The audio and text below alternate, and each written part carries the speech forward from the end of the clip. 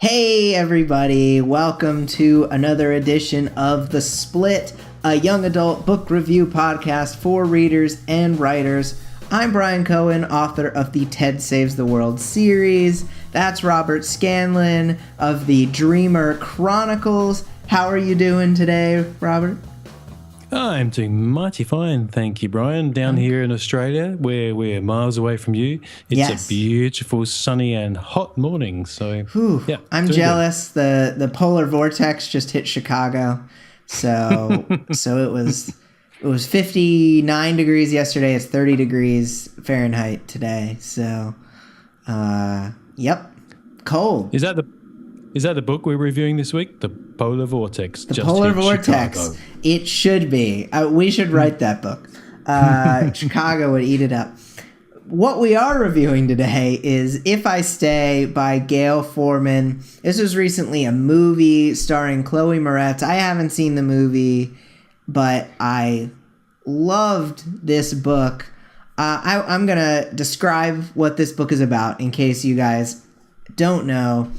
If I Stay centers around Mia, a 17-year-old cellist who sustains a life-threatening injury in a car crash.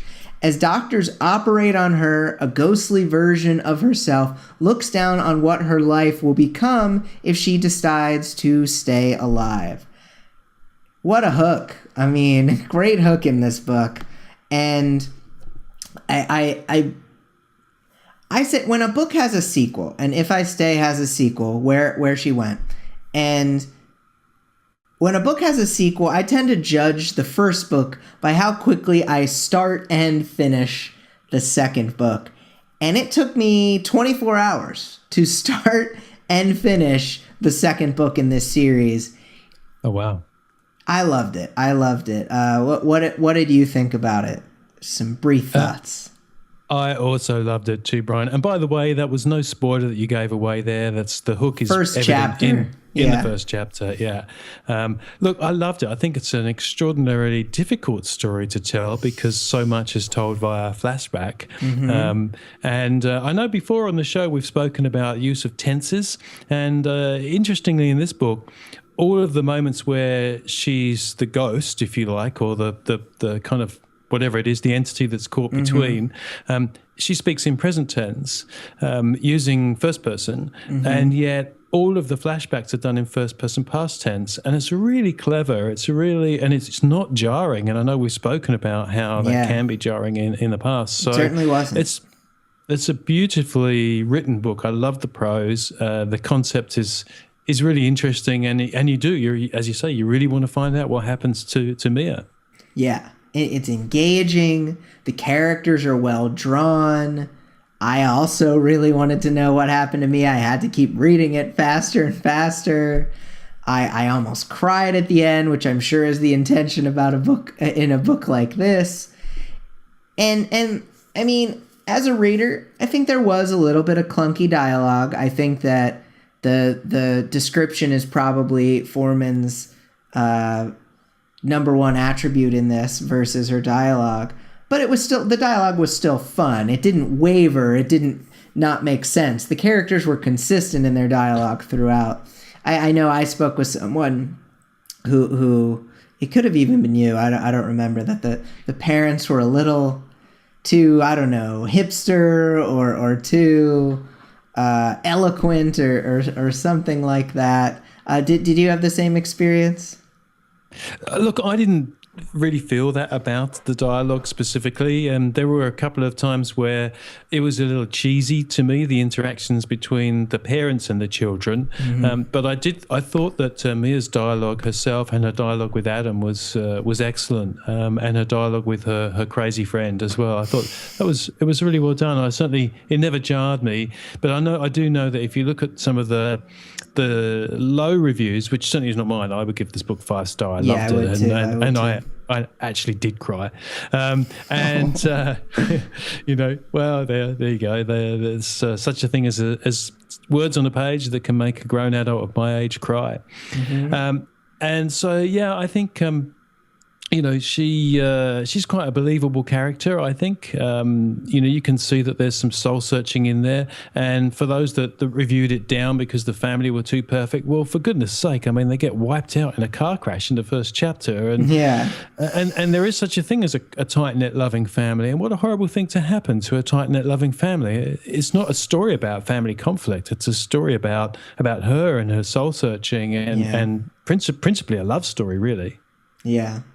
Yeah, I didn't see the family as too perfect at all. I mean, they didn't seem to have a lot of money. They were making fun of her when she first tried to do the cello and everything. There were moments where they certainly weren't perfect, and they were like taking her out late nights before her brother was born.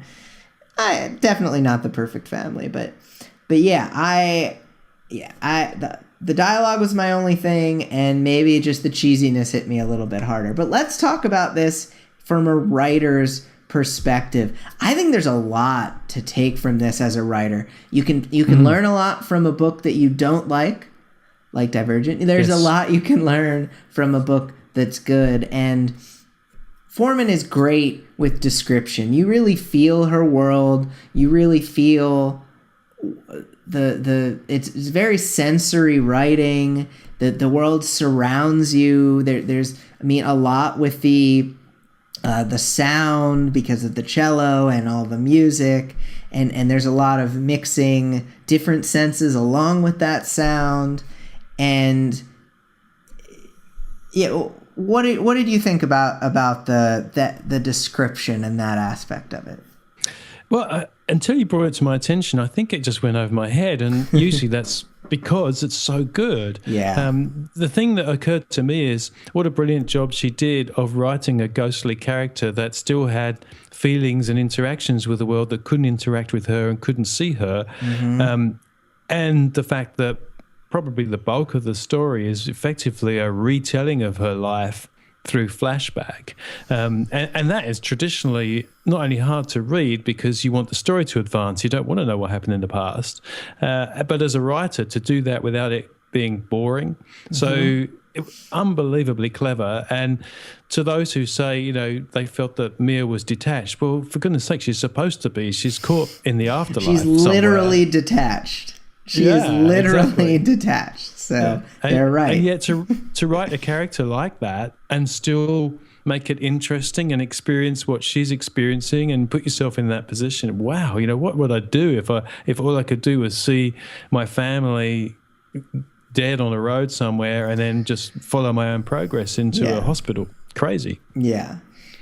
Going back to your flashbacks, I felt like Foreman did this great slow drip of information because it was you learned exactly what you needed to know for the next scene in the present, and it really built it up and led up, and her crazy friend and her relationship with Adam, like it just all, you didn't feel like you were being told something twice. You learned it when you were supposed to learn it, expertly crafted. And one more thing, man, if this wasn't one of those concepts that you wish you thought of, and it's a concept that's been, it's been done before, but the way she did it, it's, man, great job. I hope she got a lot of money for it being a movie. I hope the sequel turns into a movie too. You have to read the sequel, by the way. Oh, yeah, I haven't read the sequel. And would you see the movie too as well? Are you looking forward to that? When it comes out on DVD, when it's in my Redbox, I'm picking that up for sure. For sure. Cool, I like Chloe Moretz too. She cracks me up. So. You young people know these young actors better than I do. Yeah, we do. But, yeah, I'm the Julia Roberts sort of era, Yeah, I understand. Yeah. I understand. No worries. I'll tell you all the young actors' names as we go on with these young adult movies. So, do you have a takeaway? Because I have one. If you have two, that makes three. Oh, well, I definitely have too. Just before I get to the takeaways, though, Okay. there's one thing that I'd like to warn potential readers of this book, especially if they're reading on a Kindle device. In the Kindle version, there is a massive sample for the sequel, which takes up an awful lot of space. So I actually got to 78%, and then it was the end.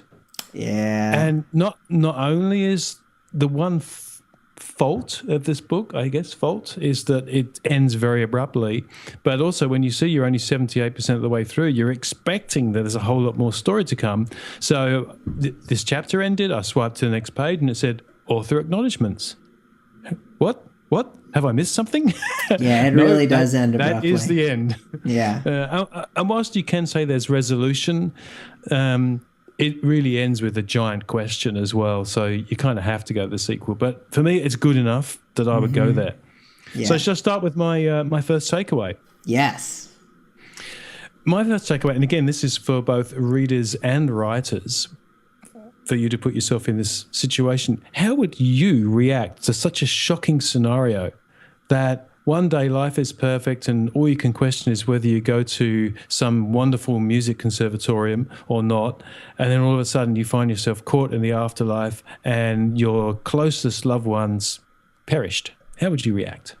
It's a good question. How would It's a tough question. Yeah. No, think about that. Write a little story about it. I mean, it might not be as good as If I Stay, but that you learn from these, and you putting yourself through these paces is going to certainly help. Takeaway number 2. I think writers should remember to walk the balance between telling too much and telling too little. Give a little information as you go, and make sure that it makes sense, the order that it's delivered in, because I think some of the best stories that aren't in the mystery genre are mysteries. You learn a little bit. I mean, I remember, I don't know if we'll talk about it on this show. It's sort of young adult. Ready Player One by Ernest Cline. Have you ever read that? It's funny enough, what's sitting behind your image on this screen is the Amazon page for Ready Player One, because I want to read it. Wow. Well, we should do it for the show, because definitely I loved that book so much. And there's so many mysterious elements to it, but it's not a mystery. It's really an 80s wonderland. But it's keep that mystery in mind when you're writing your book. Almost every book can be a mystery. So that's my takeaway too.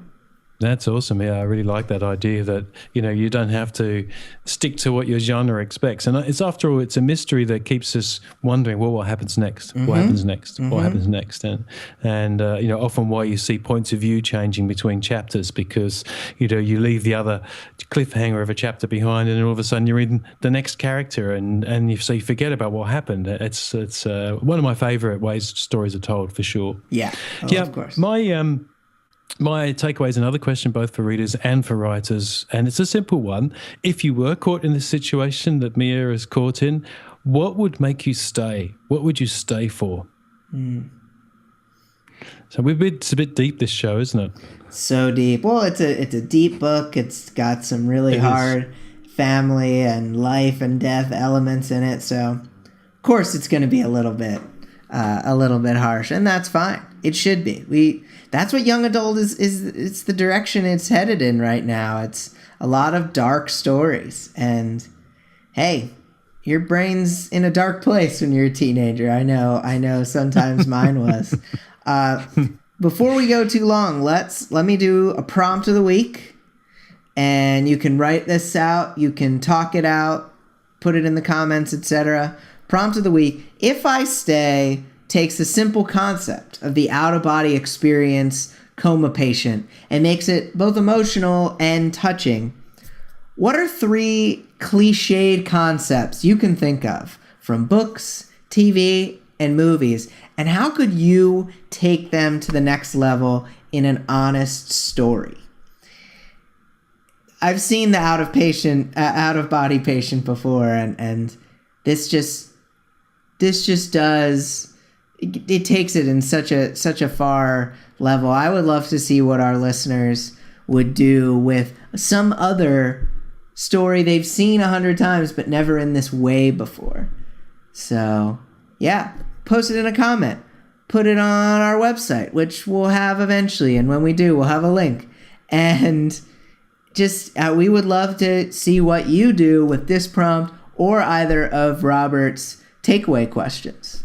So good stuff. Glad we've had the same opinions the last couple of books. We'll have to see if this continues. Not very adversarial at all. Yeah, you wait. Good. There will be some drama to this show. It's not called The Split for nothing.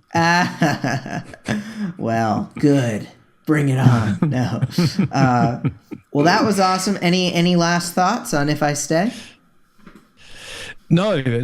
I think your question, the writing prompt question about what are the cliches, just suddenly brought to mind for me, the cliche of the amnesia, where somebody wakes up and they don't remember who they are. And it's just been so done and overdone and badly done and well done. And I wonder if anybody can produce a new twist on that would be fascinating. So, well, our wonderful listeners and watchers, maybe they can. Great stuff. Thank you for Robert Scanlon. I'm Bryan Cohen. Thank you for watching The Split. Review us, like us, follow us, and we'll be back next week with another episode. Thank you guys very much. Bye. Thank you guys for watching. Somewhere on this page is a subscribe button to The Split channel. We do reviews every week. We would love it if you followed us every single week. Isn't that right, Robert? That's exactly right. Follow us now. Hit the subscribe button. Do it.